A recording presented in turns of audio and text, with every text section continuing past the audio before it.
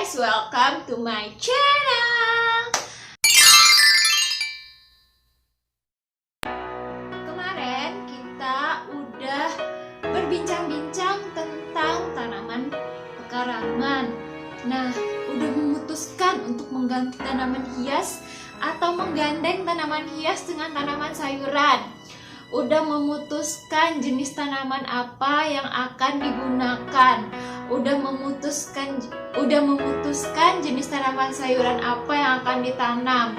Udah memutuskan juga bahwa akan menggunakan sistem vertikultur atau menggunakan wadah pot. Kemarin kita juga udah mengetahui bagaimana cara membuat wadah atau sistem vertikultur maupun wadah pot apa yang bisa kita gunakan untuk jenis tanaman yang akan kita tanam. Hari ini kita akan ngapain ya? Nanam yuk! Hari ini kita akan menanam. Tapi sebelum kita masuk kepada proses penanaman, kita harus menyiapkan dulu media tanamnya, melakukan pembibitan bagi tanaman yang harus dibibitkan dulu sebelum dipindahkan kepada media tanam di wadah pot atau sistem vertikultur yang akan kita gunakan. Nah, media tanam yang digunakan adalah yaitu percampuran antara tanah, pupuk kandang atau pupuk kompos, dan arang sekam. Nah, arang sekamnya ini diayak dulu dengan saringan 0,5 sampai 1 mm sehingga sedikit halus. Nah, perbandingan dari ketiga media tadi yaitu 1:1:1. Tapi ini bukan aturan baku ya, karena yang paling terpenting dalam penanaman itu adalah unsur haranya tercukupi, bahan organiknya banyak sehingga tanaman bisa tumbuh dengan baik. Satu lagi, terdapat rongga di dalam tanah sehingga perakaran bisa tumbuh dengan baik. Nah, selanjutnya setelah kita menyiapkan media tanam ini, kita akan melakukan pembibitan. Media tanam yang kita buat tadi itu bisa digunakan untuk media pembibitan ataupun langsung untuk media yang kita gunakan dalam wadah pot atau sistem vertikultur. Tetapi kalau untuk pembibitan kita harus mengayaknya lagi supaya dia lebih halus. Nah, ayak atau saringan yang kita gunakan, kita dapat menggunakan saringan 1-2 mm sehingga media tanam untuk pembibitan itu lebih halus daripada media tanam yang kita gunakan dalam wadah pot atau sistem vertikultur. Nah, bagaimana cara kita melakukan pembibitan? Pembibitan ini dapat kita lakukan di tray pembibitan khusus yang banyak dijual-jual di toko pertanian, atau kalian dapat menggunakan baki plastik yang ada di rumah kalian. Selain itu, kalian juga dapat menggunakan botol bekas, misalnya bekas aqua gelas atau polybag atau wadah kayu juga bisa kalian gunakan. Nah, kalian juga bisa, kalau di sekitar kalian itu banyak pohon pisangnya, nah kalian juga bisa menggunakan daun pisang sebagai wadah untuk pembibitan. Bagaimana caranya?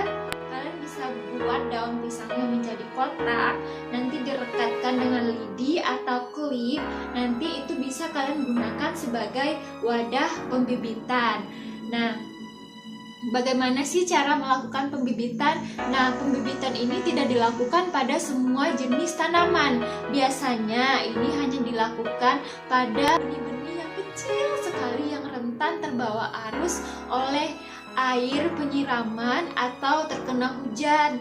Oleh sebab itu, pembibitan juga harus kita lakukan di tempat yang terlindungi, jadi tidak terkena hujan langsung tapi terkena sinar matahari langsung. Nah, karena konsep kita adalah tanaman pekarangan, maka sebaiknya pembibitan itu kita lakukan di bawah atap-atap teras kita, di bawah atap-atap teras. Nah, di sana kita bisa melakukan pembibitan. Di sana kan mendapatkan cahaya matahari langsung, namun tidak terkena hujan secara langsung, paling terkena cipratan sedikit-sedikit, dan itu tidak akan mengganggu kepada perakaran tanaman tersebut. Nah, bagaimana caranya kita membibitkan tanaman? Misalnya kita mempunyai terai pembibitan atau baki atau apapun itu, nanti diisi media tanam yang telah kita bikin sebelumnya, yang telah kita ayak juga menjadi halus. Nah, media tanam itu nanti kita lubangi menggunakan lidi atau pipet, terserah, yang kecil saja. Jadi tidak perlu terlalu dalam, karena nanti kalau terlalu dalam dia tidak tumbuh dengan baik, karena tidak sulit untuk menggapai cahaya mataharinya. Jadi kecil saja. Jadi nanti kita masuk, lalu nanti setelah kita masuk itu, nanti kita tutup tipis dengan pupuk kandang atau pupuk organik atau pupuk kompos. Kita tutup tipis saja, kira-kira 0,5 sampai 1 cm. Lalu setelah kita tutup, dan jarak antara tanaman yang satu dengan tanaman yang lainnya itu kita beri jarak. Kalau di terai pembibitan itu sudah ada kotak-kotaknya ya, jadi nggak perlu diberi jarak lagi. Tapi kalau kalian membibitkannya di misalnya daun pisang seperti yang saya bilang tadi, atau kalian membibitkannya di baki plastik, itu jaraknya lebih kurang 1 cm saja. Nah, pembibitan ini sampai kapan sih? Pembibitan kita lakukan sampai tanaman itu tumbuh daun 3 sampai 5 helai. Nah, jika dia telah tumbuh 3 sampai 5 helai, kalian bisa memindahkannya kepada wadah penanaman. Nah, pembibitan butuh pengairan nggak sih? Sangat-sangat butuh pengairan. Pembibitan juga membutuhkan tempat yang lembab, dia juga butuh pengairan. Nah, tapi pengairannya tidak seintens tanaman pada tahap penanaman atau pemeliharaan. Nah, pengairan pada proses pembibitan ini biasanya cukup dilakukan 2 sampai 3 kali seminggu saja, dan mungkin kalian bisa lihat kadar air di tanahnya setiap hari. Jika tanahnya kering, maka kalian siram. Jika lembab, biarkan saja, tidak apa-apa.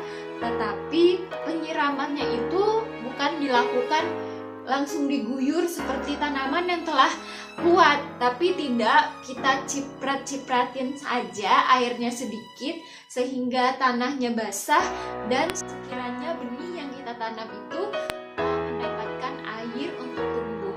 Nah, biasanya juga beberapa petani itu menggunakan furudan sebelum meletakkan. Nah, furudan ini buat apa sih? Itu sebenarnya cuma untuk mencegah terjadinya hama dan penyakit tanaman pada saat pembibitan. Tapi kalau tidak menggunakan furudan juga tidak masalah sebenarnya. Jadi lebih baik organik ya, jadi tidak usah menggunakan furudan. Dan jenis tanaman apa saja yang biasanya dibibitkan itu biasanya seperti tomat. Lebih banyak biasanya itu tanaman yang dibibitkan itu tanaman-tanaman yang benihnya kecil seperti sawi, seperti selada, cabai misalnya. Tapi kalau seperti kangkung atau bayam itu tidak perlu dibibitkan, tapi langsung saja ditanam ke media tanam dengan ditebar secara merata. Nah, setelah tumbuh daunnya si benih yang kita tanam tadi, setelah dia tumbuh menjadi bibit, kapan saya dikatakan dia tumbuh? Kapan saya dikatakan dia telah tumbuh menjadi bibit? Setelah daunnya itu tumbuh 3-5.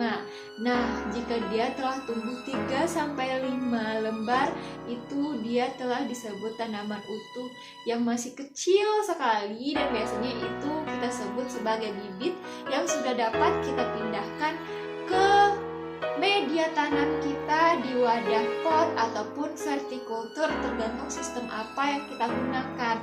Dan bagaimana cara penanamannya? Penanamannya kita lakukan dengan membuat lubang tanam pada media atau wadah yang telah kita siapkan tadi, yang kita sudah isi media tanam. Kita buatkan lubang tanamnya tidak perlu terlalu dalam, tapi sekiranya pemindahannya tidak merusak perakaran. Jadi kalau kita menggunakan media pembibitan tadi berupa polybag, kita dapat menggunting polybagnya sehingga perakarannya tidak terganggu. Jadi nanti pas kita memindahkan ke pot atau media vertikultur, dan perakarannya tidak rusak, jadi dia tumbuh dengan baik. Nah, kalau kita menggunakan misalnya tadi batu plastik, kita bisa menggunakan bantuan sekop untuk mengangkat tanaman yang tumbuh tadi, sehingga dia tidak merusak perakaran tanaman itu. Jadi tanamannya tidak rusak, tidak layu, tidak mati setelah dipindahkan ke dalam media atau wadah tanam. Dan setelah penanaman jangan lupa disiram sehingga media tanam tetap lembab dan tanaman tetap dapat tumbuh dengan baik. Sekian pertemuan kita pada video hari ini. Jika kalian telah selesai membuat medianya, silahkan lakukan penanaman tanaman apapun yang ingin kalian tanam, dan jangan lupa disiram. Kuncinya jangan lupa disiram. Mau itu organik ataupun non-organik, kuncinya adalah jangan lupa disiram. Karena tanaman sama seperti kita membutuhkan nutrisi, dan itu tidak hanya didapatkan dari pupuk sebagai penyedia unsur hara, tetapi juga didapatkan dari air. Oke, sampai di sini dulu pertemuan kita pada video hari ini. Jangan lupa terus berkreativitas, jangan lupa untuk menanam terus-menerus, setidaknya bagi keluarga kalian di rumah.